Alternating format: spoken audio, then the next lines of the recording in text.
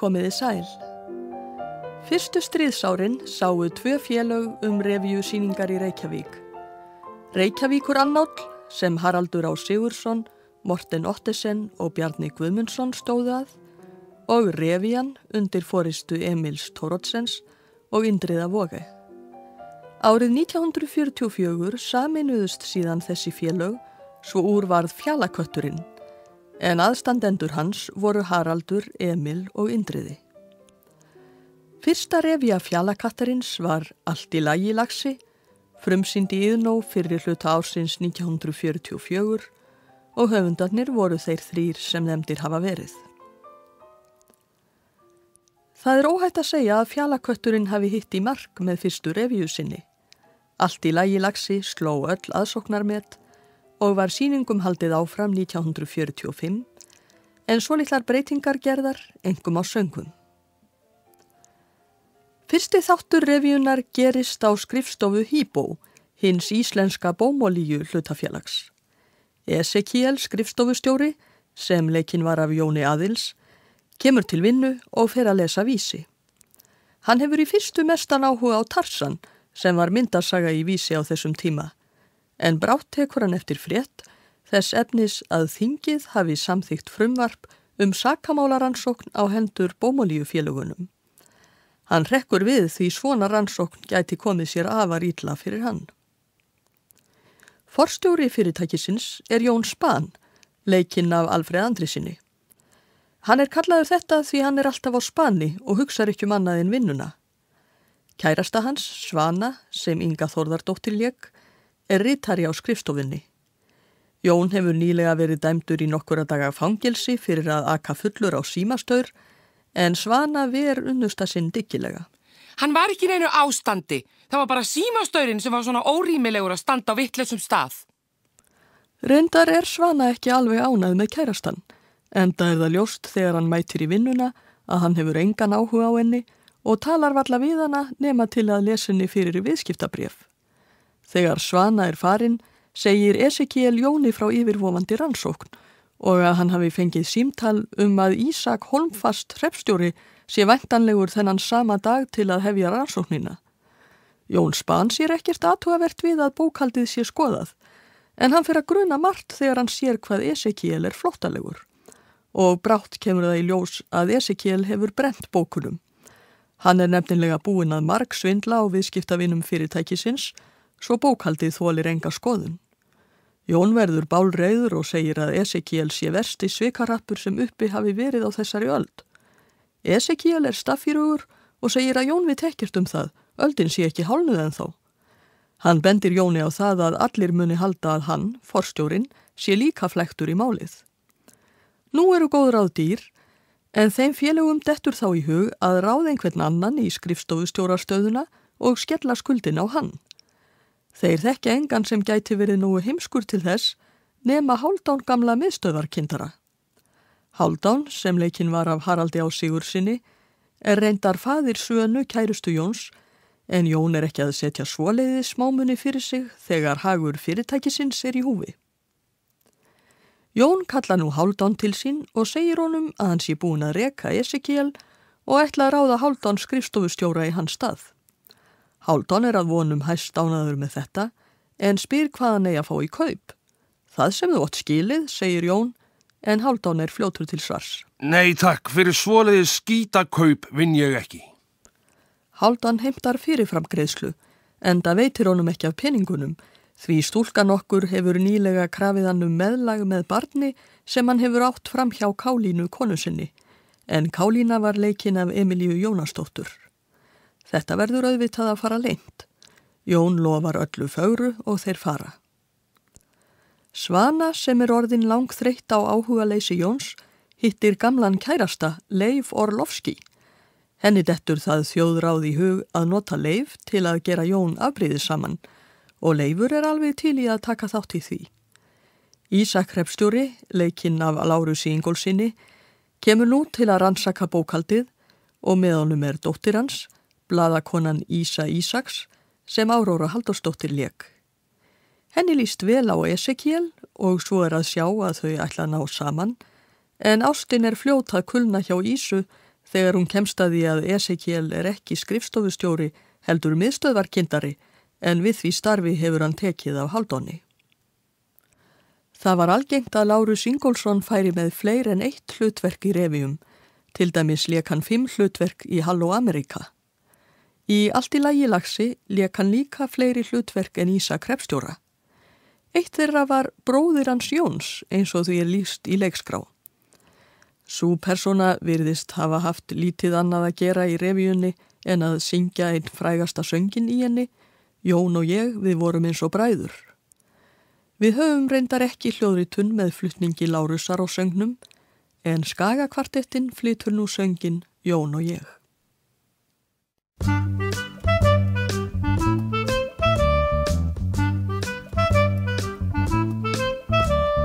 Jón og ég, við vorum eins og bræður, áttum föður sem var okkur kær.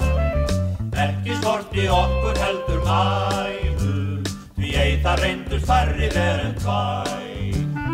Lánið eftir Jón, en lét í friði mig.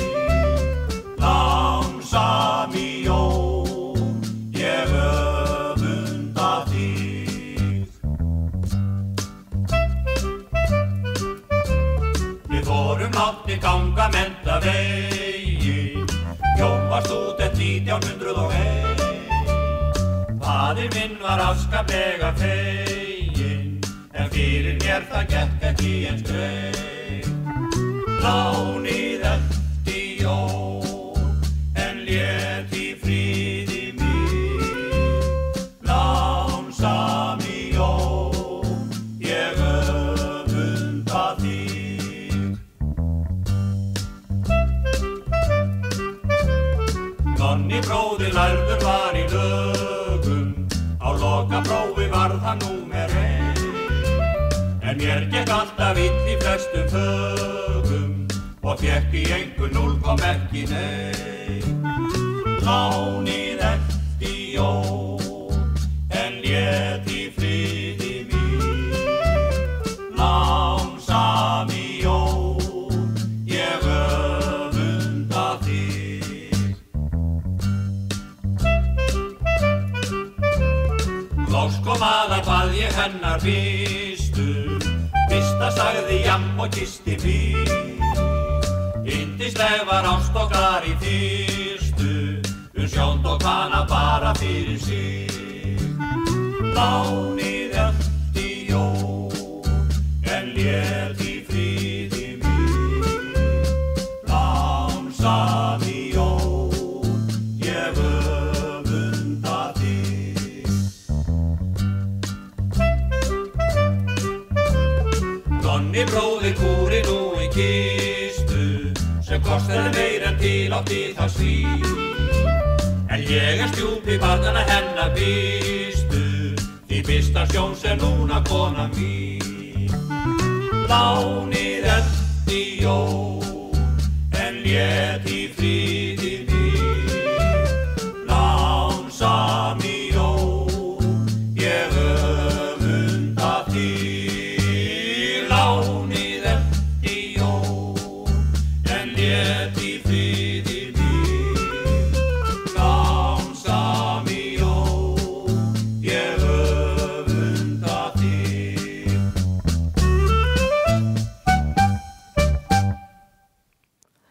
Skagakvartettinn söng Jón og ég úr revíunni Allt í lagi lagsi. Þessi texti var raunar að mestu leyti þýddur, en lagið eftir bandarískan tónsmið Fred Waff Bowers. Útsetningin á undirleiknum hér var eftir Ólaf Gauk sem lék á gítar, Vilhjálmur Guðjónsson lék á klarinett, Alfreð Alfreðsson á trommur og Árni Skeving á bassa. Sumir revíubrandararnir voru eingöngu ætlaðir þeim sem léku í revíunni eða lásu handritið, því þeir voru fólgnir í leiðbeiningum leikinn eða sviðsetninguna. Þannig stendur í handritinu þegar liðið á fyrsta þátt: Hálfdan kemur inn á harða hlaupum, hleypur 7 til 8 hringi með læknisleyfi þó leiksviðið. Orðin með læknisleyfi þó vísa til þess hvað leikarin Haraldur Á. Sigurðsson var feitur. Reyndar gerðan manna mest grínaði sjálfur og hefur kannski sjálfur sett þetta inn í handritið. Það sem Hálfdán að flýja í þessu atriði auðvitað rannsakandinn, Ísak hreppstjóri. Hann búinn að fá nóg af yfirheyslum hans og vill losa sig við skrifstofustjórastöðuna, en Jóni tekst að tala fyrir honum með því að lofa að kaupa handonum fína villu við Sóleyjargötuna. Að sjálfsögðu finnst Kálínu konu hans mikið til upphefðina og annar þáttur gerist einmitt í garðinum við villuna fínu eftir að þau Hálfdán flutt þangað. Þau að halda boð og Kálína sýnir hvað hún orðin fín frú með því að sletta óspart bæði ensku og dönsku. Ég verð að biðja ykkur að excúsa manni minn. Svanni darling, ætlar ekki að sýna fólkinu nýju læliðin okkar. Nú ætlar þeir að fara að byrgja vjúið fyrir okkur með einhverjum ráðhúskumbalda. Það allt eins í þessum bæ. Já, þetta árið 1944, svo það hafa greinilega snemma komið fram hugmyndir ráðhús við tjörnina, þótt ekkert yrði af þeim í þetta skipti. Í veislunni auðvitað Jón og Esekiel og einnig Ísak hreppstjóri og Ísa dóttir hans. Ísak minnist eitthvað á Jónas frá Hriflu, en Ísak kemur af fjöllum og spyr hver það sé. Það var stjórnmálamaður sem margir könnuðust við fyrir stríð, segir Ísak. Þetta sagði Haraldur Á. Sigurðsson í blaðaviðtali sem Gylfi Gröndal tók 1967. Jónas frá Hriflu var lengi höfuðpaurinn í pólitíkinni eins og allir vita og hann kom auðvitað fjarska mikið við sögu hjá okkur. Einu sinni voru við orðnir svo leiðir af honum að við ákváðum að semja revíu án þess að hans væri getið í henni og við gerðum þetta. Þá var strax farið að bauna því á hann að hann væri svo ómerkilegur að það væri ekki einu sinni hægt að nota hann í revíu. Ein vinnukonan í veislu þeirra Hálfdáns og Kálínu hefur fengið að hafa með sér barn sem Kálína setur í körfu út í garð. Hálfdáni bregður illilega þegar hann sér barnið. Hann heldur að þarna sé komið sitt lausarlegs barn því móðirinn hefur hótað að koma með það til hans. Hann flýtir sér að fela barnið og fær Jón til að lofa sér að gangast við því í sinn stað ef með þurfi. Jón syngur vögguvísu við barnið sem jafnframt Reykjavíkursöngur revíunnar. Þey, sofðu blessað barnið góða. Eins og áður hefur verið getið voru Reykjavíkursöngvar næstum fastur liður í revíum, en þessi bitrari ádeila en þeir flestir. Reykjavík ársins 1944 með augum þeirra sem búa við erfiðust lífskjör. Þey, sofðu blessað barnið góða, þú borgari smár í okkar Reykjavík. Þér óþarft að grenja hátt og hljóða í höfuðborg sem hvergi finnst önnur slík. Já, hér slíkt loftslag, bæði vetur og vor veðrið hið sama, fönn og for. Þá sjaldan herran einn dag góðan gefur og góla hafsins stríkur þýttum fold, þá leikur mann lýsis bræðslu þefur og lokast vitin alveg af ryki og mold. Þey, sofðu blessað barnið veika, nú blunda rótt, á morgun skaltu fá við rottu litla í rafmagninu að leika og ryðgaða bíla á torgunum að sjá. Og sælt að ganga hér suður með tjörn, þar sagt að leðjan sé harla heilnæm fyrir börn. Hér heima fólk af náð má í bröggum búa og borgarstjóran prísa fyrir það, en utanbæjar gemsum að þeir hlúa í íbúðum upp á 5 herbergi og bað. Þey, sofðu blessað barnið ríka, ég búið allt í haginn fyrir þig hef, og þú þroskast, þá munt þú fá líka 3 á ári influensu og kvef. Að endingu geri þér óþverrin skil, þú átt hvergi inni, því sjúkrarúm sjaldan til. Svo rekkurðu upp af eins og góðir gera og grafið fyrir 5.000 karl þitt lík. Á verri staðnum þú munt þykja að vera, því þú ert öllu vanur úr Reykjavík. Það reynir brátt á loforð Jóns að gangast við barninu, því Svana kærastan hans finnur barnið og hefur hann að sjálfsögðu strax grunaðan að vera faðirinn. Afbrýðisemin blossar upp þegar Jón getur ekki afdráttarlaust neitað að svo sé. Þegar hún sér Ísu Ísaks heldur hún að hún sé móðirinn og úr verða slagsmál milli þeirra Ísu. Jón reynir árangurslaust að skilja þær, leikurinn berst út af sviðinu og Jón kemur aftur með glóðarauga. Esekiel kemur nú og Jón spyr hvar hann hafi eiginlega verið. Esekiel segist hafa verið að drepa tímann. Það var vel að sér vikið. Drafstu ritstjóran líka? Esekiel segir Jóni að nú séu þeir í klípu. Hálfdán sé svo hræddur við Ísak að hann ætlaði sína honum hluta af bókhaldinu. Það kemur nefnilega á daginn að Hálfdán stakk sumum bókunum undan þegar Esekiel brendi þeim í miðstöðinni.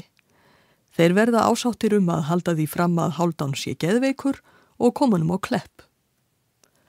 Marskonar miskilningur fylgir, til dæmis eru bækurnar settar í körfuna í staðinn fyrir barnið, en það kemur að lokum í ljós að þetta ekki lausalegs barn Hálfdáns, heldur Stamborg nokkur faðir barnsins. Hann reyndar margbúinn að koma til að sækja það, en tókst aldrei að koma út úr sér hvað hann vildi því hann stamaði svo mikið. Á þessum tíma var farið að undirbúa byggingu Hallgrímskirkju sem Guðjón Samúelsson teiknaði.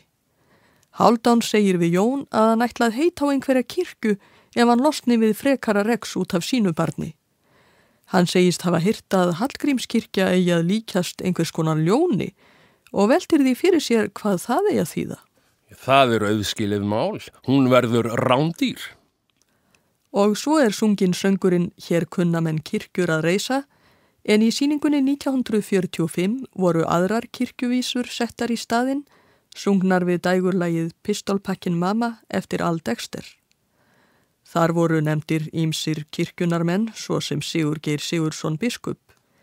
Einnig var minnst á Níels Dunga lækni sem gagnrýndi kirkjuna harðlega.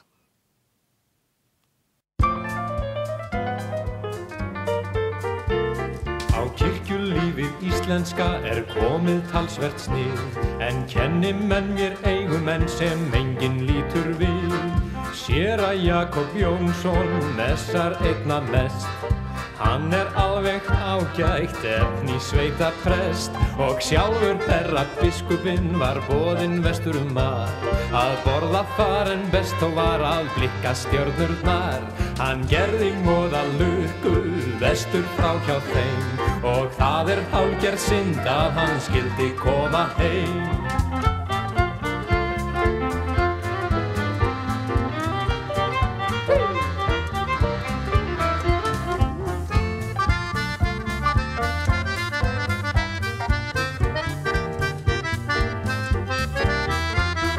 Gaman að horfa á hann séra Sigurbjörn, syngur hann í heilagt bann hinn heiðnu landsins börn. Tóró spilar undir, syngur með hann Már, alltaf með hún Guðrún, Guðlaugsdóttir klár. Þeir sem splæsa eiga gott en verð þess einnig vís, þeim verður heitt sem gáin eitt Hallgrímskirkjan rís. Óttasleiknir urðu ýmsir meðal vor, ekki síst hann Níels Dungal prófessor, ekki síst hann Níels Dungal prófessor.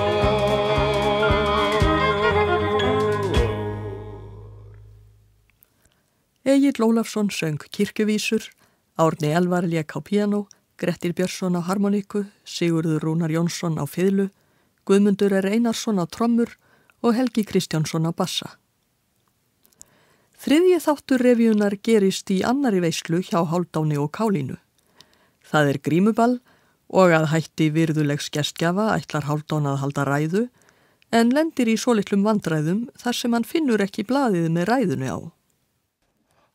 Háttvirta samkoma, Hvar helvítisblaðið? Háttvirtu hlustendur, þó að ég sé vitanlega alveg óundirbúinn, já, háttvirtu menn og konur, ég kem hér fram algerlega óundirbúinn, en eina spurningu vildi ég leggja fyrir ykkur, hvar helvítisblaðið? Háttvirta samkoma, þó að ég sé vitanlega blaðlaus, háttvirtu menn og mís, háttvirtu blaðlýstu háttvís, bláttmyrtu harðmís, skýtt með allar helvítis serimóniur, við skulum fá okkur sjús. Aðferð Svönu að reyna að gera Jón afbrýðisaman loksins farin að bera árangur, enda daðrar hún ekki aðeins við Leif, heldur hina og þessa, alla nema kærastan. Jón fer að átta sig á því að hann hefur ekki sýnt henni næga athygli og reynir að bæta úr því. Hann leggur til að þau fari í bíó daginn eftir, en Svana heldur nú ekki, þá sé framhaldssagan vinsæla Bör Börsson í útvarpinu.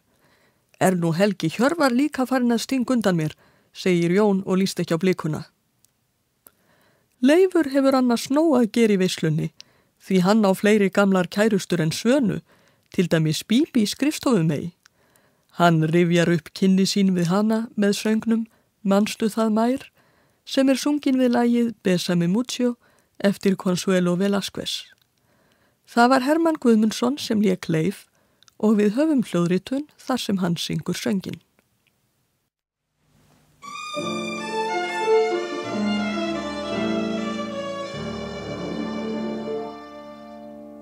Manstu það mær, manst við undur,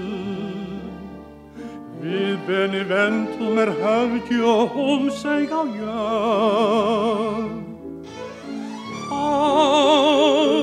Ljóð var þagna, loknaldur gáróttar léku sér skerjað hörð.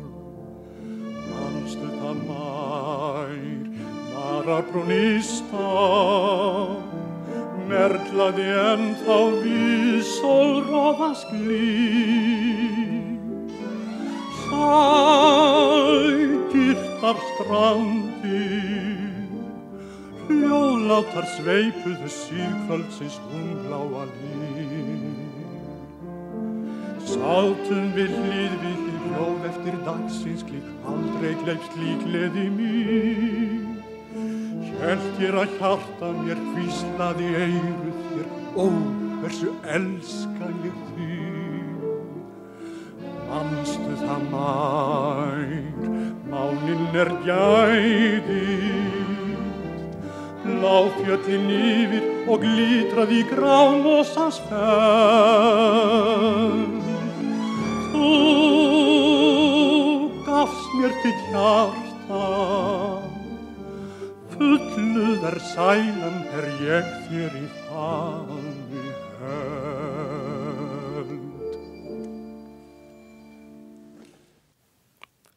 Hermann Guðmundsson söng Manstu það mær úr revíunni Allt í lagi lagsi. Eins og nærri má geta rata mörg atriði líðandi stundar inn í revíuna og að sjálfsögðu minnst á væntanlega lýðveldisstofnun í þeirri gerð revíunar sem frumsýnd var 1944, en þeim bröndurum var svo breytt þegar revían var aftur tekin til sýningar 1945, enda þá flestir orðnir úreldir. Annað sem ber á góma keppni sem Páll Ísólfsson stóð fyrir á vegum Ríkisútvarpsins það hvaða Íslendingur kynni flest lög. Lárus Ingólfsson fær hér enn eitt hlutverkið og leikur Óla í Fitjakoti, samkeppnisfæran söngvara, sem syngur hvert lagið eftir annað í syrpu. Syrpuþulan til í hljóðritun með Lárusi sjálfum, enda var hún eitt frægasta atriði hans.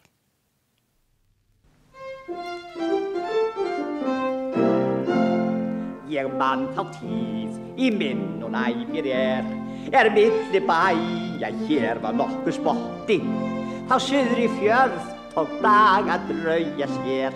Það var aftar ekki heldur bíl að gotti, þá fótgangandi fóru mennum grund og fengu sér þá stundu sprett á fossi grýttan veg og þá var léttvel lund. Við lyftumst allir upp á þessu þægilega hossi. Nú breytt að bakum allar jarðir, allir vegi sléttu tinnuharðir og menn taka sér krók í Krýsuvík, komur svo við janga maksalikk þó það tóri nokkur tík. Ég veit af hvers konar völdum sá vegur lagður Í hlykkjum á hraunbreiðum köldum, það hrollur mig fer. Með Laxfossi lagði ég á hafið og lenti upp á sker. Það munaði mjóu að ekki fór ver, misti ég bussurnar utan af mér. Fór allur minn farangurinn, signa dót sjóinn í. Út í gróttu sást hann síða sundtekinn að taka, seinna sá að sig hönd og sneri front tilbaka. Héðan sný ég heim á leið með heiðu sem verðlauninn.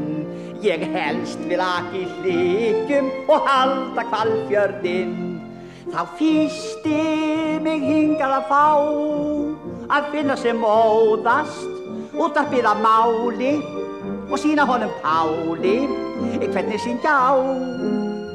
Það veitir víst ekki að svo hann hægt að hamra bakk. Ég þvíli að hlusta á þetta hakk. Það ljómar allt í bögabríði, ég blæs á slíka síðu. Því mér líst best að syngja hver sitt með nef, svo sem ég alltaf vanist hef.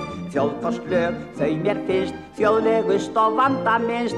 Nú blíkar við sólalag sædjúpin köld. Ég sungið getið þindalaust kvöld eftir kvöld.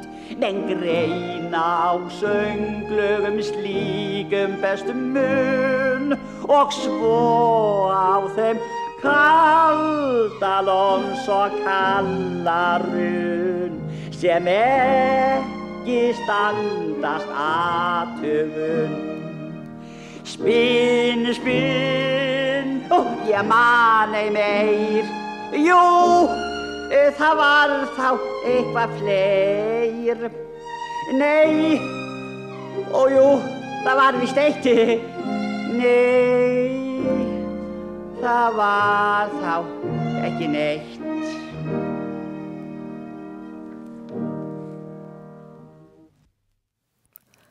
Lárus Ingólfsson söng Sirpu Óla í Fitjakoti, en lögin voru eftir ýmsa höfunda, sum tekin úr fjárlögunum eða svipuðum söngvabókum, önnur dægurlög frá stríðsárunum. Jón og Esekiel eru búnir að hringja á Klepp og biðjum að geðveikur maður verði sóttur, það að segja Hálfdán.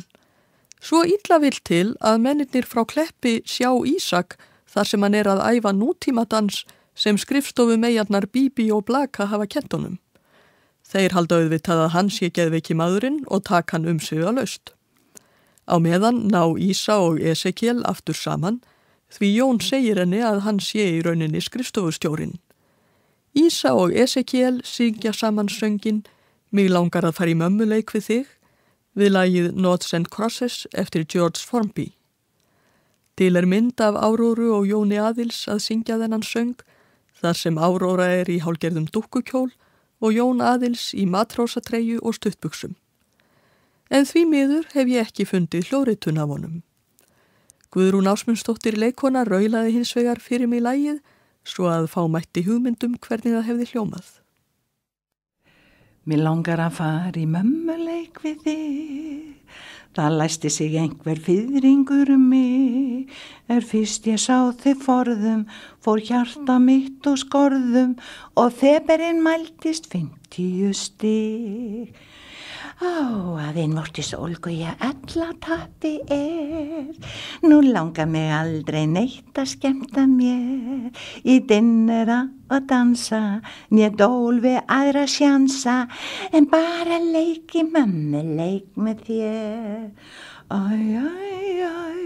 Ef aðeins kos ég fæ, en það kannski heldur frekt. slítatæfi þó svo ægilega notalegt. Mér langar að fara í mammaleik við þig. Mér líst þú passir alveg fyrir mig. Ef þú mig elskar eigi, óvíst nema ég degi. Sorglegt væri að sjá slíka mann falla frá. Mér langar að fara í mömmuleik við þig. Revían endar svo með því að Ísak látin laus, en fellst á að hætta rannsókninni þar sem Esekiel væntanlegur tengdasonur hans. Jóni Span tekst að sættast við Svönu með því að bjarga Hálfdáni föður hennar þegar mennirnir af Kleppi ætlað taka hann. Og í lokin sunginn titilsöngurinn Allt í lagi laxi minn, lærðu að bindum túlan þinn, kvartaðu aldrei kuldi í skrokk, það krítík á ráðandi flokk.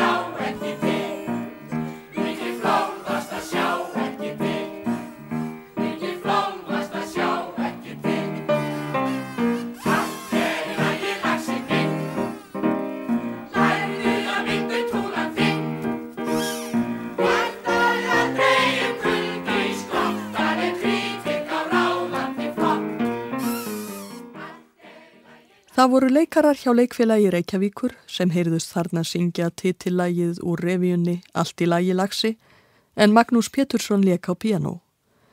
Hljóðritunin var gerð á skemmtuninni þegar amma var ung 1968.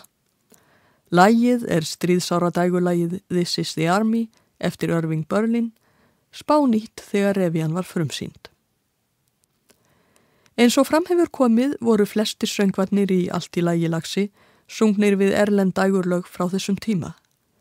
Auk þeirra laga sem þegar hafa verið nefnd voru notuð þýskulögin Es geht alles vorüber og Lili Marlin og einnig var notað annað frægt lag eftir Irving Berlin, Easter Parade. Loks á eftir að nefna eitt í revíunni Allt í lagi laxi, en það milliþátturinn sem þótti sérlega vel heppnaður. Þar skopstældur lokaþátturinn úr Fjallaeyvindi eftir Jóhann Sigurjónsson, þar sem Fjallaeyvindur og Halla að deyja úr hungri og kulda. Í revíunni þjást Eyvindur og Halla af hungri og kulda í Reykjavík, því hitaveitan hitar ekki neitt og maturinn of dýr til þess að hægt sé að kaupa hann, auk þess lítið til af honum því það matarskortur í borginni. Svo allt koldimt í íbúðinni því auðvitað ekkert rafmagn. Ef þú flyttir hann Bjarna Ben með allan sérfræðingahópin austur á Vatnajökul, þá þið komin ísskortur eftir svo sem mánaðartíma, segir Eyvindur, en Bjarni var á þessum tíma borgarstjóri Reykjavíkur. Þeim dettur loksins í hug að biðja Sigurð Nordal að senda hest þeim til bjargar, rétt eins og í fyrrigerð leikritsins hjá Jóhanni. Sigurður sendir hestinn, en því miður reynist að vera hjólhestur. Vilhelm Norðfjörð lék Eyvind, en hann sagði síðar í blaðaviðtali að Emil Thoroddsen hefði átt mestan þátt í handritinu að Allt í lagi laxi.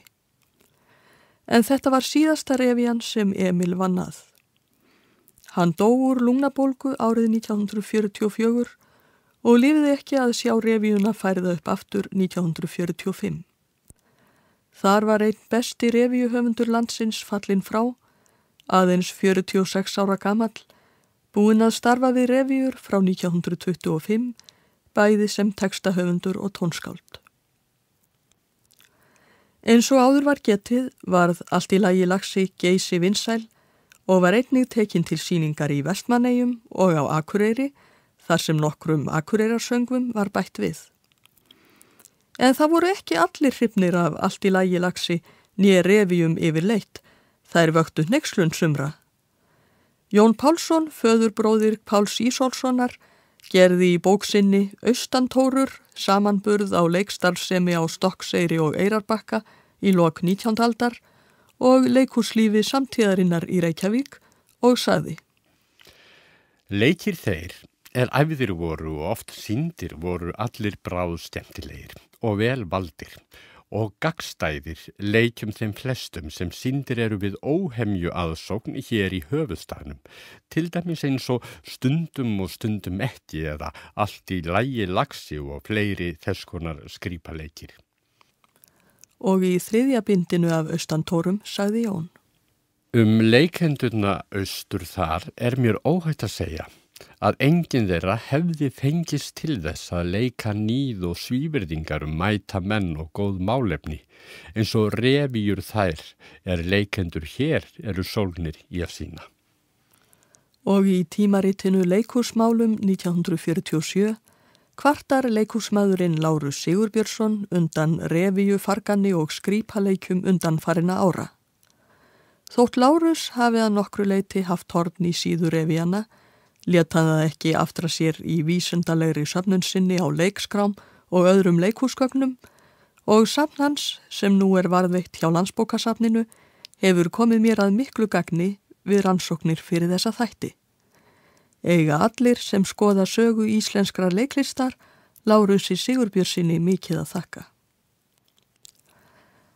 Árið 1945, sama ár og Allt í lagi laxi var tekin aftur til sýningar í Reykjavík, var frumsýnd ný reví á Akranesi, Allt fertugum fært, eftir Theodór Einarsson, en Theodór var þekktur gamanvísnahöfundur.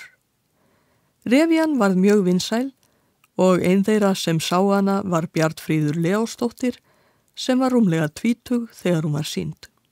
Þetta var eftir Theodór Einarsson og hann var aðal svona gamanvísna gerðamaður hér á Akranesi, skáldið okkar sem að við heldum mikið upp á, og hann skráði þessa revíu. En ég man ekki eftir að það væri neinn leikstjóri, hvort að stjórn Káa hefur haldið utanum það eða ég man þetta ekki, eða Theodór. Ég man það ekki, en þetta var leikið í Íþróttahúsinu og það var leikið alveg hreint kvöld eftir kvöld eftir kvöld, og síðan voru þessi söngvar úr þeirri revíu voru hér lifandi í samfélaginu, voru sungnir, það var að hitta hana í Ölver og þessi söngvar voru hér sungnir endalaust og þetta var mikill viðburður í samfélaginu. Þetta líklega 1945. Já, þetta í stríðslokin, og þá einmitt bara ungt fólk að byggja hér Íþróttahúsið og það mikil gróska í öllu, bæði þá karlakórinn Svanir og allt þetta fólk sem að söng, það söng einsöng sem að vissi ekki að væri neina sérstaklega söngvarar, og okkur fannst þetta að vera það besta sem hægt væri að bjóða upp, og þetta hlýta að vera alveg hreint met á Íslandi að sína svona revíu. Revían fjallar verkamannin Bessa Bessason, sem leikinn var af Þórði Hjálmsyni, og konu hans Kötu, sem Sigríður Einarsdóttir lék. Þau nýflutti í hina nýju og fínu verkamannabústaði á Akranesi þegar Bessi á fertugsafmæli. Hann fær fullar hjólbörur af bókum og blómum í afmælisgjöf og svo skeyti með þessari vísu.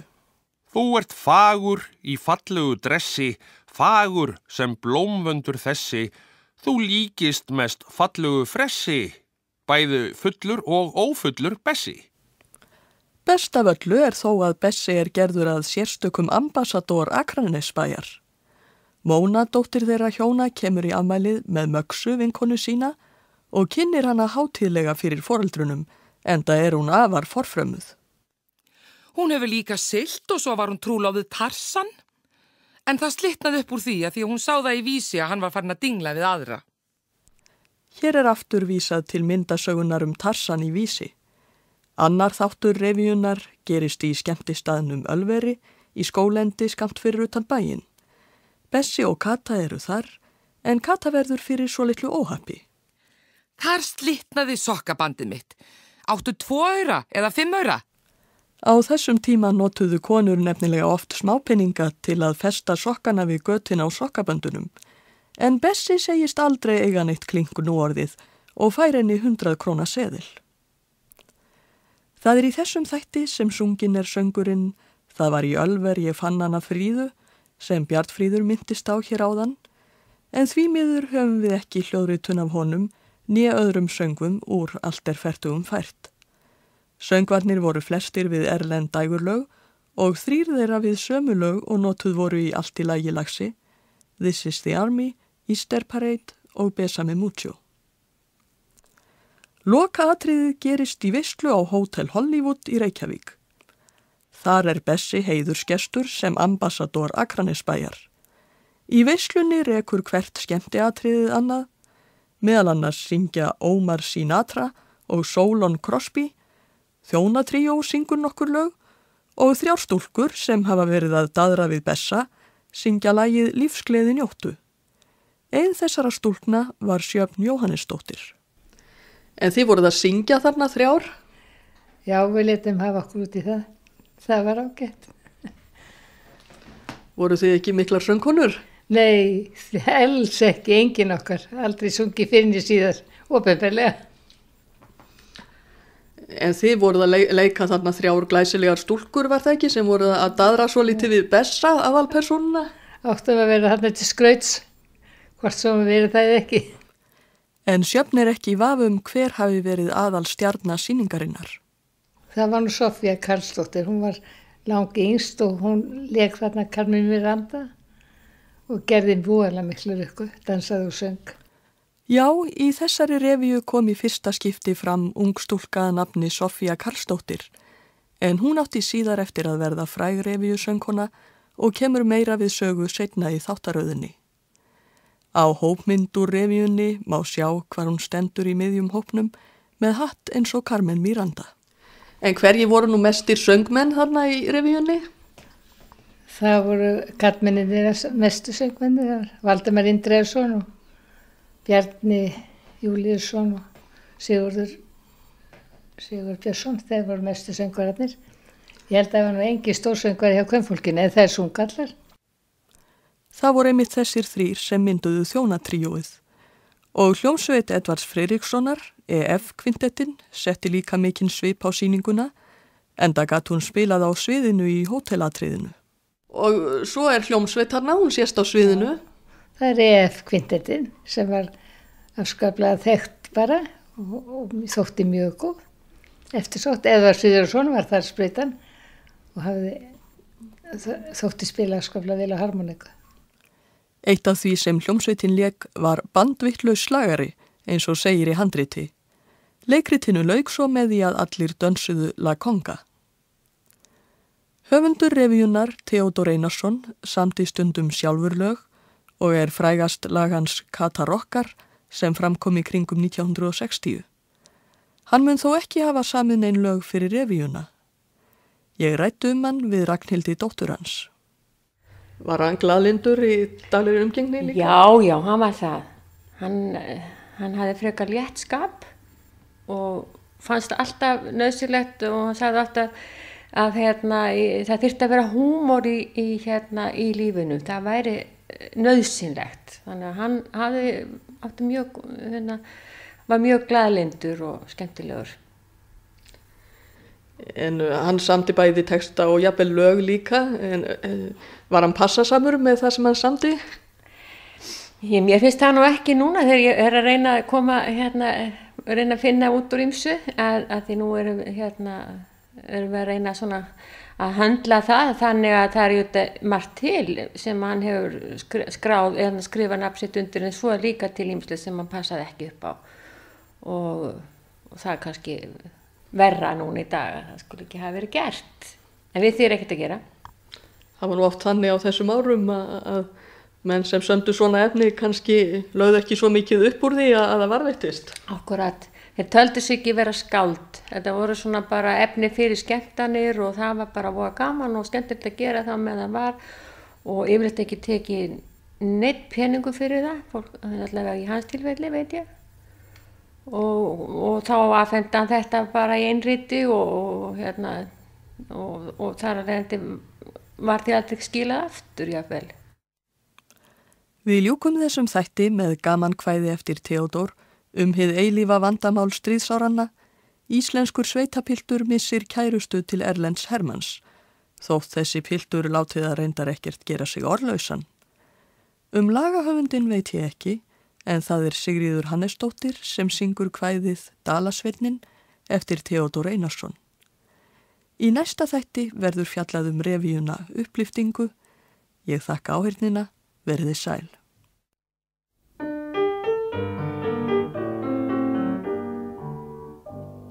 Ég átti ungur æsku þrótt, ég var eins og sumarnótt, svo brosmildur og bjartur Ingi Sveinn. Ég var fæddur upp í dal, þekkti fugla, söng og hjal, fagur limaður og alveg tinnurhreinn. Ég þekkti ekkert nema vor, öll mín ævintýra spor, lágu björt og hrein og beint í sólar átt. Eitt ég segja ykkur skal þennan sólskins fagra dal, að allir bjuggu þar í samlyndi og sátt. En svo kom kaupa konu grey, knáleg Reykjavíkur mey, með krullupinnað hár og augabrýr. Hún var litfríð og ljós, átti litla púðurdós, hún gekk svo ljúft og létt sem bíll í 4. gír. Hún var rösklega meir en nóg, bæði rakaði og sló, hún var rembingskvenmaður við hvað sem var. Áður en ég vissi af, frá mér vitið ég gaf, það fór að vakna hjá mér erðarsyndirnar. Stundum læddumst við hljótt, þegar líða fór á nótt, út í lambhús hlöðu fyrir utan tún.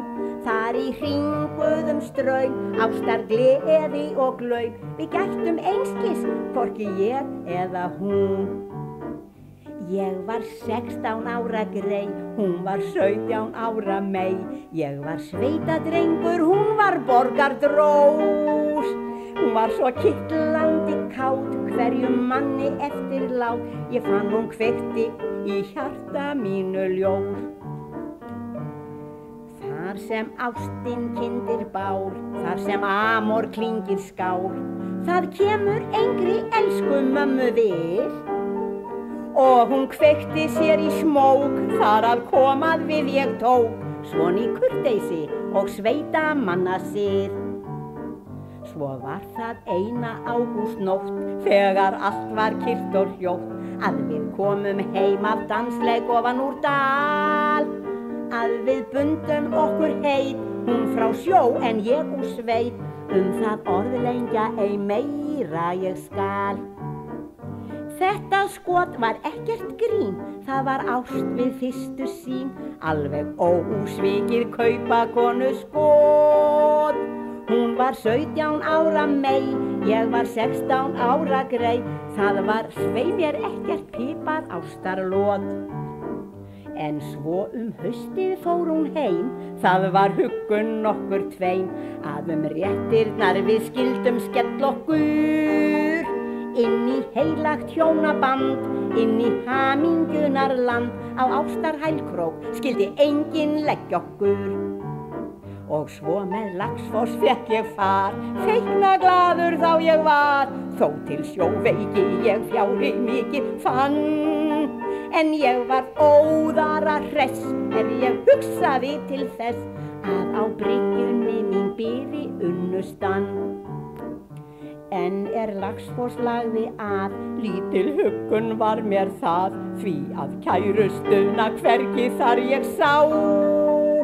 Og nú stóð ég þarna einn, eins og dæmdur dalasveinn, dapur eygður ég mændi til og frá. En loksins mætti ég meyjunni, mitt í Óðinsgötunni. Hún bauð góðan dag, ég galti í sömu mynd. Einhver maður með henni var, mér til stórar bölvunar. Ég sá óðara að hún var honum hlynnt. Heyrðu, ungi sveitasveit, þú ert einum degi og seinn, því að með offísera ég gifti mig í gær. Nei, ég elska sveitafló sem heitir ekkert nema jól. Það ekki fyrir unga borgarmær. En ég sló öllu upp í glens og elskur fjárhúskofa séns var ekki notalegt, hann sof í töðunni. Í því þutu þau á braut en ég öskraði eins og naut. Manstu næturnar í fjárhús hlöðunni?